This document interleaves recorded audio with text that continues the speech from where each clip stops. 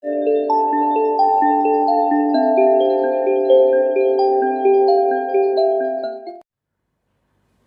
માતરમ વિદ્યાર્થી મિત્રો, હવે આપણે ફંક્શન સમજવાની શરૂઆત કરવાના છીએ. ધોરણ 11 અને 12 સાયન્સની અંદર આપણને ઘણા બધા ફંક્શન પૂછાય છે અને ખાસ કરીને બોર્ડની પરીક્ષામાં જ્યારે આપણને ફંક્શન પૂછાય તો એમાં આપણને એક તો આઈડેન્ટિફિકેશન ઓફ ફંક્શન, મતલબ કે તમને કોઈ સેન્ટેન્સ આપેલું હોય અને એ સેન્ટેન્સ જે છે એ કયું ફંક્શન બતાવે છે એ તમારે ઓળખવાનું હોય.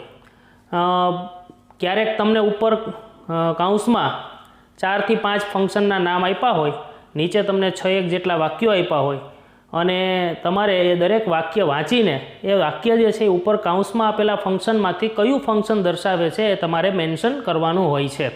બરાબર? એટલે એક આપણને આઈડેન્ટિફિકેશન ઓફ ફંક્શન પૂછાય જેના 3 માર્ક્સ હોય છે. ત્યાર પછી respond to the sentences. Respond to the sentences જેના 4 માર્ક હોય. આપણે 10મા ધોરણની અંદર પણ જે વિદ્યાર્થીઓ અત્યારે હાલમાં 11મું ધોરણ ભણે છે તો એમને 10મા ધોરણની પેપર સ્ટાઇલમાં પણ એ રિસ્પોન્ડ ટુ ધ સેન્ટેન્સીસ આવતું હતું કે જેમાં આપણને એક ડાયલોગ આપેલો હોય, એની નીચે 4 ઓપ્શન આપેલા હોય, એ ડાયલોગમાં કૌંસમાં લખ્યું હોય કે ભાઈ આ તમારામાં એક્સપ્રેસિંગ ચોઇસ કયું બતાવે છે, 4માંથી તમારે જે યોગ્ય હોય તે જવાબ મૂકવાનો હોય. તો આવી રીતે આપણને રિસ્પોન્ડ ટુ ધ સેન્ટેન્સમાં એક ડાયલોગ જેવું પૂછાશે જેની નીચે 4 ઓપ્શન હશે અને એના આપણને દરેકનો 1 માર્ક્સ એટલે કે 4 માર્ક્સનું આવું પૂછાય છે. ત્યાર પછી કમ્પ્લીટ ધ સેન્ટેન્સીસ. 5 માર્ક્સ હોય છે એના કમ્પ્લીટ ધ સેન્ટેન્સના. કોઈ પણ એક વાક્ય આપ્યું હોય એ આપણને અધૂરું આપ્યું હોય અને બાકીનું વાક્ય છે એ આપણે પૂર્ણ કરવાનું હોય અને કૌંસમાં એની અંદર પણ આપણને સમજાવેલું હોય કે ભાઈ આ તમારે આ ફંક્શનનો ઉપયોગ કરીને તમારે વાક્ય બનાવવાનું છે. બરાબર? તો જો તમે ફંક્શનને સારી રીતે સમજી લેશો, ફંક્શન લગભગ સમજો કે 20-22 જેટલા જુદા જુદા ફંક્શન આપણે શીખવાના છે. તમે તમામ ફંક્શનને જો સારી રીતે સમજી લેશો, એના જે કંઈ નિયમો છે એને યાદ રાખશો, એના વાક્યોની પ્રેક્ટિસ બરાબર કરશો તો તમે ખૂબ સારી રીતે આ બધા પ્રશ્નોના જવાબ આપી શકશો અને લગભગ સમજો કે 5 ને 4 9 ને 3 12 માર્ક્સ જેવું આપણને બોર્ડની પરીક્ષામાં આમાં પૂછાતું હોય છે. બરાબર? તો આપણે આજથી એની શરૂઆત કરીએ અને આપણે પહેલું ફંક્શન આજે આપણે જે જોવાના છીએ એનું નામ છે શોઈંગ રિઝલ્ટ. એના નામ ઉપરથી જ તમને ખબર પડી જાય છે. રિઝલ્ટ એટલે કે પરિણામ. પરિણામ દર્શાવતા જે શબ્દો છે, પરિણામ દર્શાવવા માટેના જે ફંક્શનનો ઉપયોગ થાય છે, બરાબર, એને આપણે શોઈંગ રિઝલ્ટ તરીકે ઓળખી શકીએ. એનો યુઝ લખેલો છે કે આ ફંક્શનનો ઉપયોગ કોઈ પણ ઘટનાનું પરિણામ દર્શાવવા માટે થાય છે. ખાસ કરીને એમાં લેંગ્વેજ આઇટમ્સ. લેંગ્વેજ આઇટમ્સનો મતલબ થાય કે ભાઈ રિઝલ્ટ બતાવતા શબ્દો કયા કયા છે, મારે કયા કયા ફંક્શન ભણવાના છે કે જે મને રિઝલ્ટ બતાવશે. બરાબર? તો અહીંયા આપણે ટુ અને to, enough to, so that, such that, so અને ધેરફોર. બરાબર? આટલા ફંક્શન આપણે ભણવાના છે. ધોરણ 11 અને 12ની અંદર શોઈંગ રિઝલ્ટ માટે ખાસ આટલા શબ્દોનો ઉપયોગ થાય છે.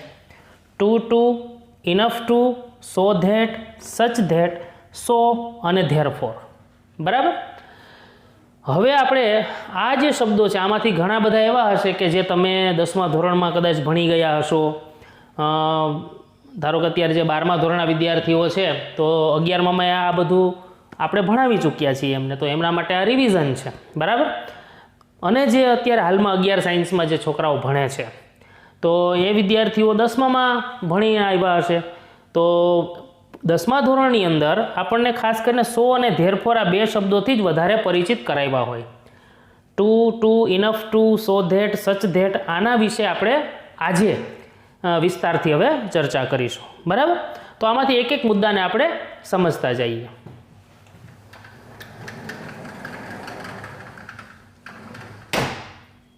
તો મિત્રો એમાં પહેલું છે ટુ અને ટુ.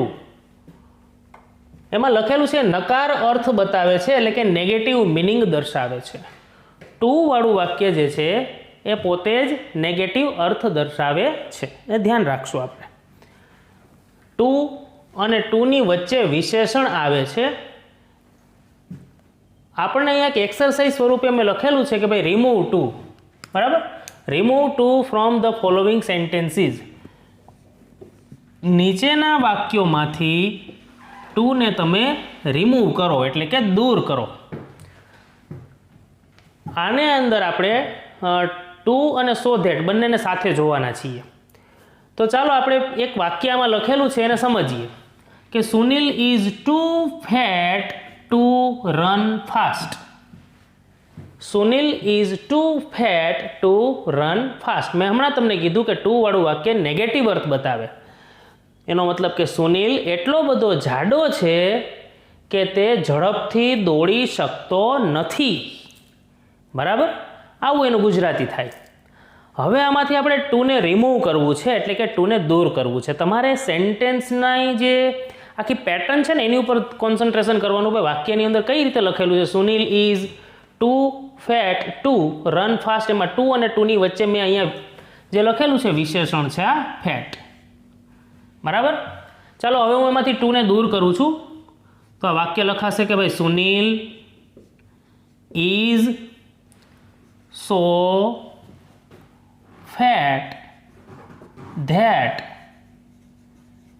તો તમે જોઈ શકો છો કે મેં વાક્યમાંથી ટુ અને ટુને દૂર કર્યા, એની જગ્યાએ મેં સો અને ધેટને મૂક્યા, વિશેષણ એમનું એમ મૂકી દીધું છે, બરાબર. Sunil is so fat that. હવે ધેટ પછી યોગ્ય કર્તા મૂકવાનો છે. કર્તા તરીકે તમારે સર્વનામનો ઉપયોગ કરવાનો છે. આગળ લખ્યું છે સુનિલ એટલે કે એના માટે હવે તમારે પુરુષવાચક સર્વનામ મૂકવું પડશે હી. એટલે અહીંયા આપણે કર્તા તરીકે મૂકી દઈએ છીએ હી. ત્યાર પછી તમારે મૂકવું પડશે મોડેલ ઓક્ઝિલરી. તો આપણે કેન મૂકી દઈએ અને એનું નકાર સ્વરૂપ મૂકવાનું છે એટલે કેન નોટ. બાકીનું જે લખ્યું છે રન ફાસ્ટ એને એમને મૂકી દઈશું. તો આટલું સરળ છે ભાઈ. શું મૂક્યું મેં સો અને ધેટ પછી, તો કે ભાઈ યોગ્ય કર્તા મૂક્યો, ત્યાર પછી મેં મોડેલ ઓક્ઝિલરી મૂક્યું, બરાબર, અને બાકી પાછળ જે ક્રિયાપદ આવતું હતું રન ફાસ્ટ એ એમને મૂકી દીધું છે, બરાબર. તો આવી રીતે વાક્યમાંથી ટુને તમે દૂર કરી શકો. Sunil is so fat that he can not run fast. કોઈ વિદ્યાર્થીને મનમાં એમ થાય કે સર આ બધું કઈ રીતે આવ્યું સો ધેટ વાળું? તો જેવી રીતના ટુ જે છે ને એનું ફોર્મ છે, એનું સ્વરૂપ છે, એવી રીતે સો ધેટનું પણ સ્વરૂપ છે, એનું પણ આપણે ફોર્મ લખવું હોય તો લખી શકીએ. તો જેની અંદર આગળ એક વાક્ય હશે પ્લસ સો પ્લસ વિશેષણ પ્લસ ધેટ પ્લસ એમાં સબ્જેક્ટ એટલે કે કર્તા અને પ્લસ એની અંદર મોડેલ ઓક્ઝિલરી આવશે, બરાબર.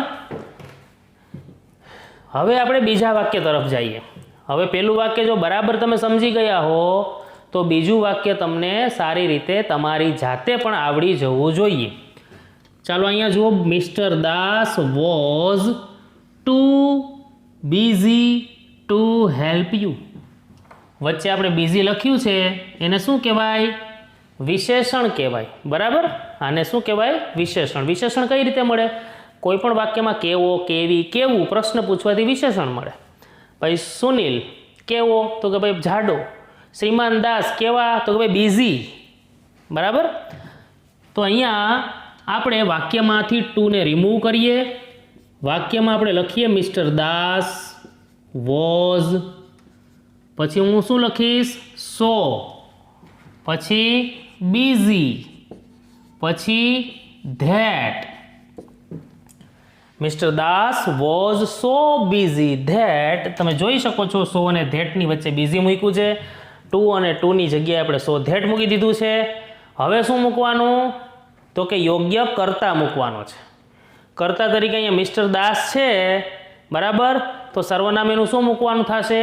હી, બરાબર. કર્તા તરીકે આપણે હી મૂકી દીધું. ત્યાર પછી હવે આપણે શું મૂકવાનું છે? Model auxiliary.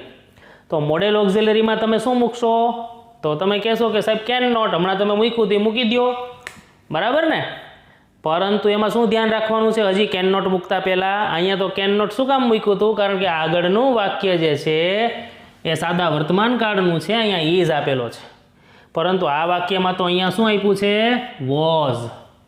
બરાબર ને? હોશિયાર વિદ્યાર્થી હોય તેની તરત નજર જાય કે ભાઈ અહીંયા તો વોઝ આપ્યો છે, ભૂતકાળ છે, મતલબ કે મારે ત્યાં ભૂતકાળનું રૂપ મૂકવું પડશે. મોડેલ ઓક્ઝિલરીમાં કેન નોટનું ભૂતકાળ શું થાય?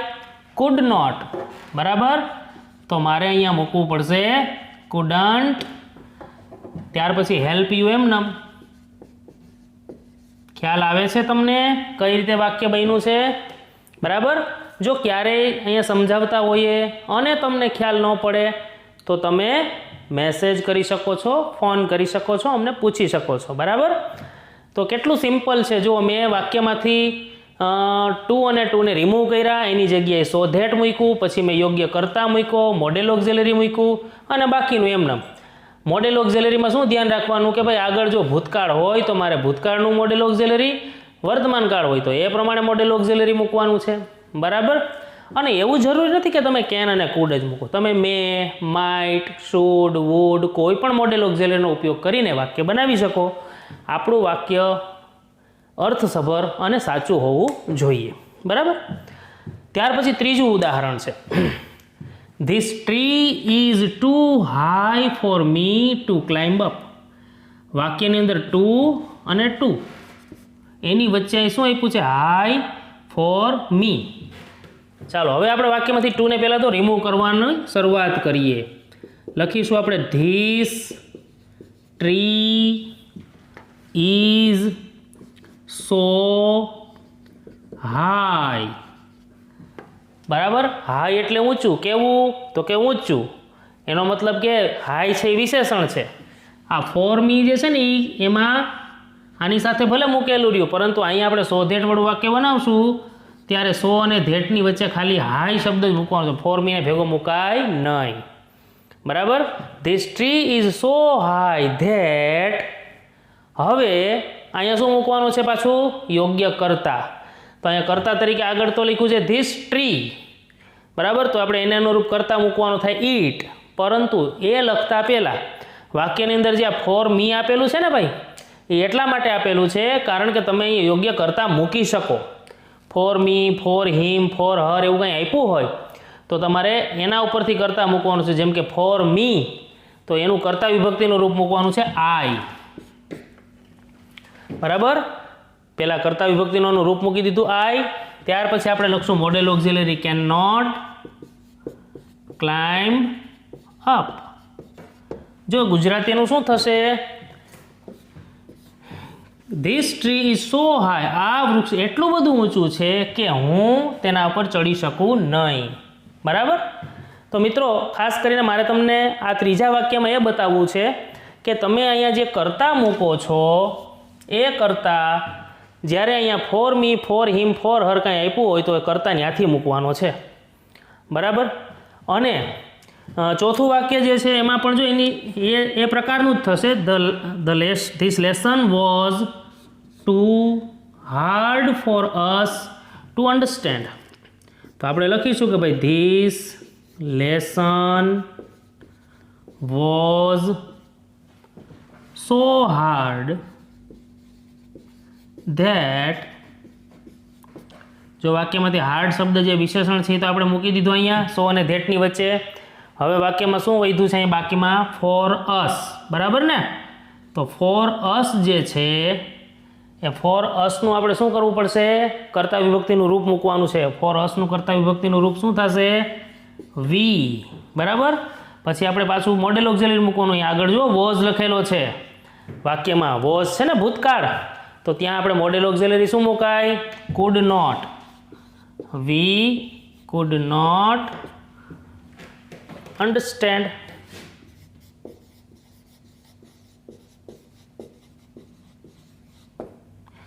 This lesson was so hard that we could not understand. આ લેસન એટલું બધું અઘરું હતું કે અમે સમજી શક્યા નહીં.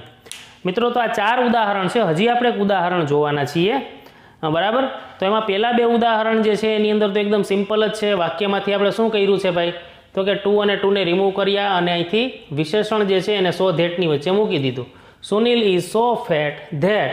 પછી મૂક્યું આપણે યોગ્ય કરતા, મોડેલ ઓક્ઝિલરી અને પછી બાકીનું જે રન ફાસ્ટ હતું એમને મૂકી દીધું છે. આટલી વસ્તુ તમારે વધારાની મૂકેલી છે તમે કરતા અને મોડેલ ઓક્ઝિલરી. મોડેલ ઓક્ઝિલરી મૂકવામાં શું ધ્યાન રાખવાનું? આગળ જો એમ ઇઝ આર હોય તો કેન નોટ મુકાય, આગળ જો વોઝ અને વેર હોય તો કુડ નોટ મુકાય, એ ધ્યાન રાખવાનું છે. બરાબર. ત્રીજા વાક્યની અંદર આપણે શું જોયું તો કે ભાઈ ટુ અને ટુની વચ્ચે હાય શબ્દ છે પણ સાથે ફોર મી પણ આપેલું છે. તો એનો મતલબ એમ કે સો અને ધેટ જે છે એની વચ્ચે હાય મૂકશું અને ધેટ પછી કરતા તરીકે ફોર મીનું કરી નાખવાનું આઈ અને પછી વાક્ય લખવાનું. ચોથા વાક્યની અંદર પણ આપણે શું જોયું કે ભાઈ ટુ અને ટુની વચ્ચે હાર્ડ અને ફોર અસ છે, એટલે સો અને ધેટની વચ્ચે આપણે હાર્ડ મૂકવાનું છે, ફોર અસનું થવાનું છે વી. બરાબર. તો આમાં આપણે એક સાથે બે બાબતો જોઈ લીધી. ટુ અને ટુ કેમ મુકાય અથવા તો કેમ રિમૂવ કરાય એની વાતે કરી અને સો ધેટનો ઉપયોગ શું છે એ પણ જોઈ લીધો. બરાબર. તો આપણા જે શબ્દો છે રિઝલ્ટ બતાવતા ટુ અને ટુ અને એની સાથે સો ધેટ આપણે બંને એક સાથે જોઈ લીધા છે. બરાબર. આટલી બાબતોની તમે નોંધ કરો. ત્યાર પછી આપણે આગળ બીજા ઉદાહરણો તરફ જઈએ. ત્યાર પછીનું આપણે ઉદાહરણ જોઈએ. પાંચમું ઉદાહરણ છે the mobile was too costly to buy. The mobile was too costly to buy. તો આની અંદર આપણે લખીએ કે ધ મોબાઈલ, રિમૂવ કરવાનું છે આપણે ટુ અને ટુ. બરાબર. તો આપણે લખશું the mobile was so costly that, costly એટલે થાય મોંઘું. બરાબર. વાક્યની અંદર આપણે સો અને ધેટ મૂકી દીધું છે. બરાબર. હવે વાક્યની અંદર આપણે યોગ્ય કરતા મૂકવાનો છે. તો અહીંયા આગળ કરતા તરીકે છે ધ મોબાઈલ, તો એનું સર્વનામ તો થાય છે ઈટ. માની લો કે આપણે ઈટ મૂકીને વાક્ય બનાવીએ છીએ તો ઈટ. હવે મૂકવાનું થાય કરતા પછી શું મૂકવાનું થાય? Model auxiliary. યાદ રાખવાનું છે. તો આપણે લખીશું ધેટ ઈટ, પછી કેન નોટ લખું કે કુડ નોટ? અહીંયા જુઓ શું લખ્યું છે? વોઝ.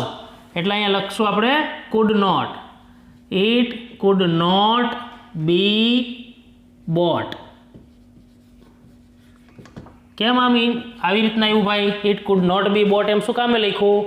વાક્ય મારે પેસિવ બનાવવું પડ્યું ભાઈ. એટલા માટે કાંઈ કરતા તરીકે છે ઈટ. ઈટ એટલે કોણ? તો કે મોબાઈલ. તો આપણે એમ ન કહેવાય કે ભાઈ મોબાઈલ એટલે કે તે ખરીદી શક્યો નહીં. બરાબર. કારણ કે ખરીદવાનું કામ જે છે ઈટ દ્વારા એટલે કે મોબાઈલ દ્વારા નથી થતું. આપણે એક્ટિવ પેસિવ ભણ્યા છીએ એની અંદર આપણે તમને ચર્ચા કરી હતી કે ભાઈ આગળનો જે કરતા છે એ પોતે આ ક્રિયા પોતે ન કરતો હોય તો પેસિવ કહેવાય. તો અહીંયા બાય એટલે ખરીદવું, તો ખરીદવાની ક્રિયા ઈટ એટલે કે મોબાઈલ દ્વારા પોતાના દ્વારા નથી થતી. બરાબર. મોબાઈલને તો આપણે ખરીદીએ છીએ. બરાબર. તો અહીંયા જે ખરીદવાની ક્રિયા છે ઈટ દ્વારા એટલે કે મોબાઈલ દ્વારા નથી થતી, એટલે કે અહીંયા પેસિવ કરવું પડે. એટલે કે આ વાક્યની અંદર જ્યારે જો અહીંયા આ વાક્યની અંદર four me, for her, for him એવું નથી લખ્યું. બરાબર. બીજા નંબરમાં અહીંયા કરતા તરીકે કોઈ સજીવ નથી, અહીંયા નિર્જીવ પદાર્થ આપેલો છે.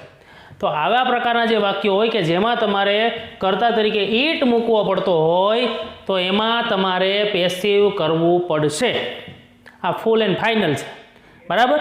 હવે માની લો કે તમને પેસિવ કરવામાં ધારો કે પ્રોબ્લેમ ના જ આવવો જોઈએ, પણ છતાં કોઈને પ્રોબ્લેમ હોય કે મને કદાચ એમાં હું અટવાઈ જઈશ એવું લાગતું હોય તો આને બીજી રીતે પણ લખી શકાય છે. બરાબર. તો આપણે એની પણ નોંધ કરી લેશું પછી કે the mobile was so costly that. અહીંયા સુધી તો સેમ આગળની જેમ જ લખવાનું છે. હવે અહીંયા હું કરતા તરીકે મૂકી દઉં છું ઈટને બદલે વન. ઓ એની વન એટલે થાય કોઈ પણ વ્યક્તિ. બરાબર. One could not buy it. તો મારે કુડ નોટ બાય મતલબ કે એક્ટિવ વોઇસ પ્રમાણે હું વાક્યને લખી શકું છું. બરાબર.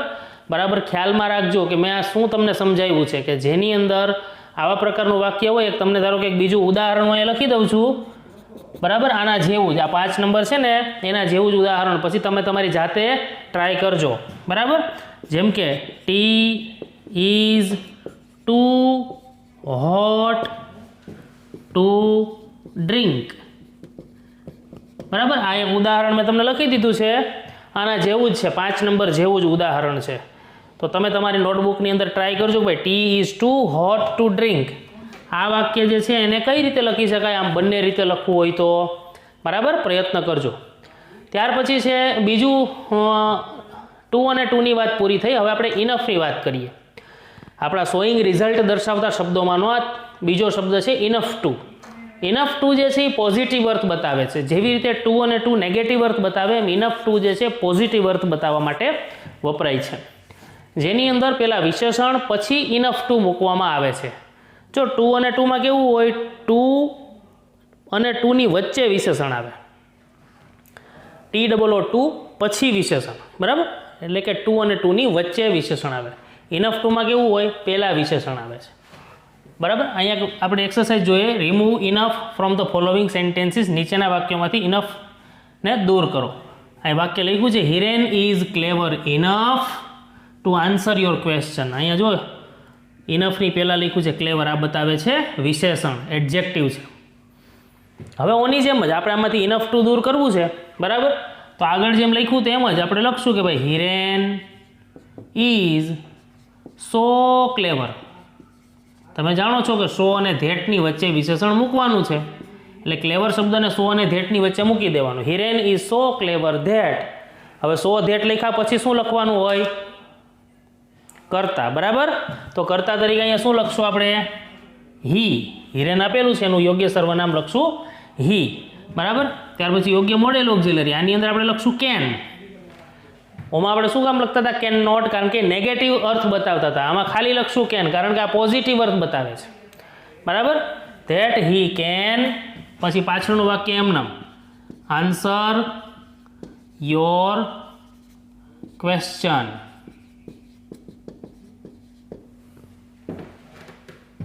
બરાબર.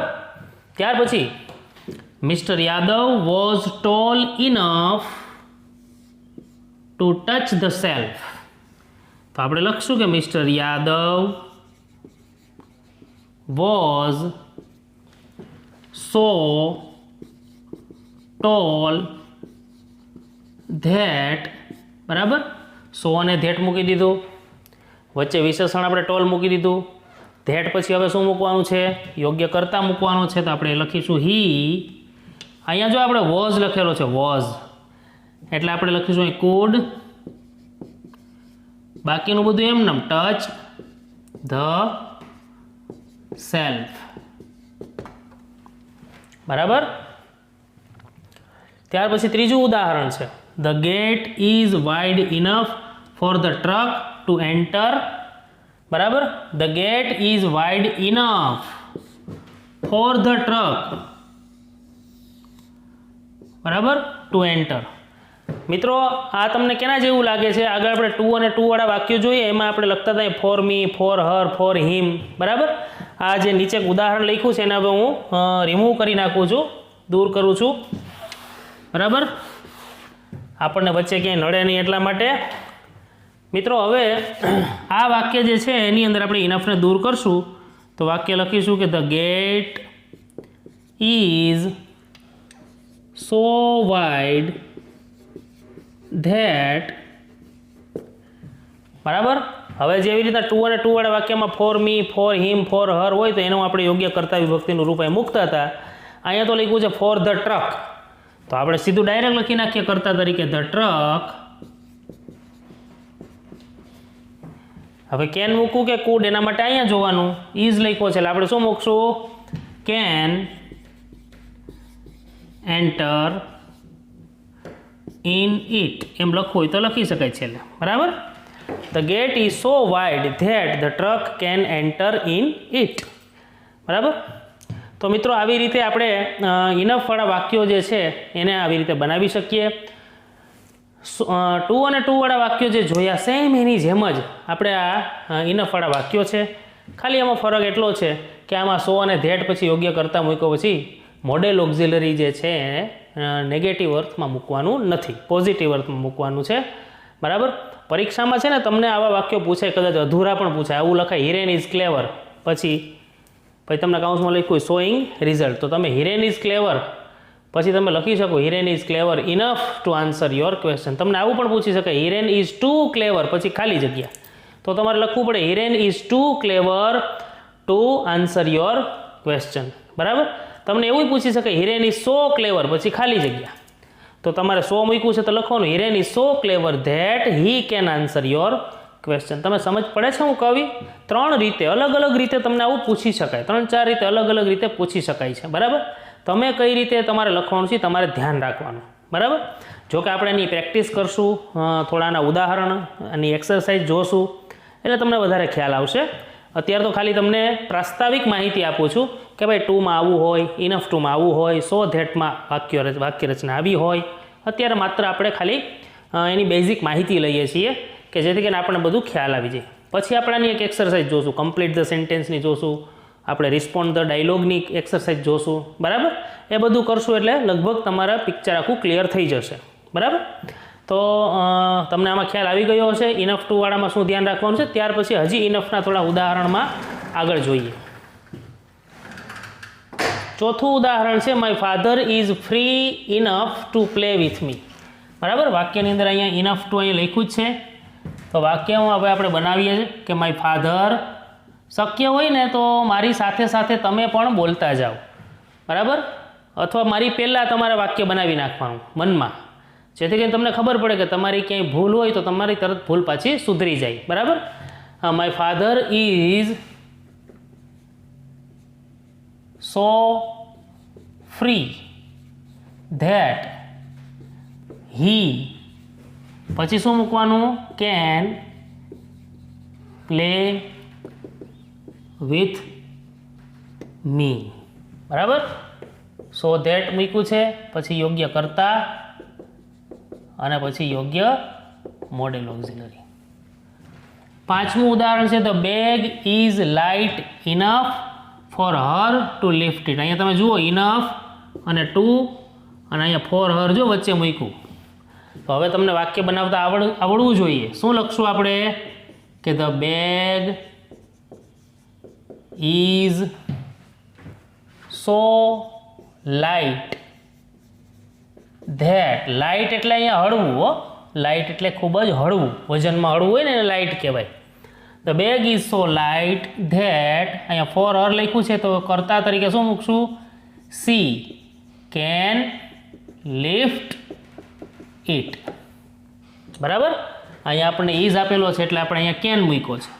અહીંયા વોઝ આપ્યો હોત તો ત્યાં કુડ મૂકવાનો હતો. બરાબર? હવે એના પછી આપણે સચ ધેટના ઉદાહરણ જોઈએ. મિત્રો, સો ધેટ અને સચ ધેટ શું ફરક છે? તો કે ભાઈ સો ધેટની વચ્ચે માત્ર વિશેષણ આવશે, સચ અને ધેટમાં આર્ટિકલ, વિશેષણ અને પછી નામ આવશે.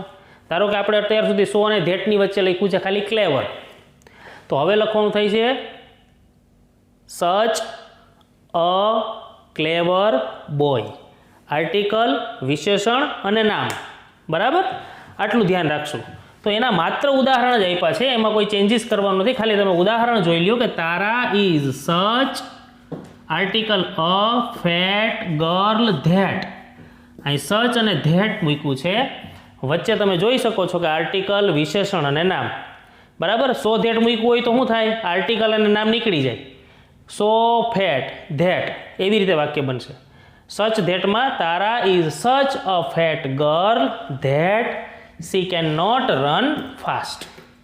બીજું ઉદાહરણ લખ્યું છે મિસિસ દવે ઇઝ સચ અ ટોકેટિવ વુમન ધેટ. સચ અ ટોકેટિવ, ટોકેટિવ એટલે શું? તો કે જે બહુ વાતોડિયા હોય. બરાબર? તો જે બહુ વાતોડિયા હોય ને એને ટોકેટિવ કહેવાય. ટોકેટિવનો મતલબ થાય વાતોડિયા સ્વભાવના. બરાબર? તો such a talkative woman that she can not keep quiet. Mrs Dave, Shrimati Dave એટલા બધા વાતોડિયા છે કે તેણી શાંતિથી બેસી શકે નહીં. My father is such an active person that he can not sit lazily. My father is such an active person. મારા પિતાજી એક એવા એક્ટિવ વ્યક્તિ છે, કાર્યશીલ વ્યક્તિ છે. બરાબર? કે હી કેન નોટ સીટ લેઝીલી. લેઝીલી એટલે આળસુ બનીને, તે આળસુ બનીને બેસી શકે નહીં. બરાબર? તો અહીંયા તો આપણે સચ ધેટમાં ફરીથી એકવાર કહું છું, શું જોવાનું છે? સચ અને ધેટની વચ્ચે આર્ટિકલ, વિશેષણ અને પછી નામ. સો ધેટમાં શું આવે? સો અને ધેટની વચ્ચે માત્ર વિશેષણ, બરાબર. સો ધેટ અને સચ ધેટ આટલો જ ડિફરન્સ છે, માત્ર વિશેષણ અને આર્ટિકલ, વિશેષણ અને નામ, બરાબર. આટલું તમે જો મગજમાં રાખશો તો પણ તમે વાક્યો એના બનાવી શકશો. હજી પણ આપણે બાકીના ઉદાહરણ તરફ જવાનું છે, તો આટલી બાબતોની આપણે નોંધ કરી લઈએ અને પછી બીજા ઉદાહરણ તરફ આપણે જઈએ. ત્યાર પછીના ઉદાહરણ આપણે જોઈએ આગળ. તો મિસ્ટર જાડેજા ઇઝ સચ a brave policeman that he can arrest the robbers. બરાબર. મિસ્ટર જાડેજા ઇઝ સચ a brave policeman that he can arrest the robbers. Robbers એટલે થાય લૂંટારુઓ, બરાબર. અહીંયા આપણે જોવાનું છે સચ અને ધેટની પહેલાં વચ્ચે મૂકેલું છે આર્ટિકલ, વિશેષણ અને નામ. ત્યાર પછી પાંચમું છે સુનીતા ઇઝ સચ અ helpful girl that she can help you. બરાબર. તો અહીંયા પણ આપણે આર્ટિકલ, વિશેષણ અને નામ સચ ધેટમાં. હવે ત્યાર પછી છે સો અને ધેરફોર. સો અને ધેરફોર એનો પણ મતલબ થાય છે તેથી, બરાબર. પહેલું વાક્ય લખ્યું છે આપણે, જ્યારે મેં તમને ટુ અને ટુ વાળું પહેલું વાક્ય લખાયું તો એ જ ફરીથી મેં અહીંયા લખ્યું છે સો ધેરફોરનો ઉપયોગ કરીને.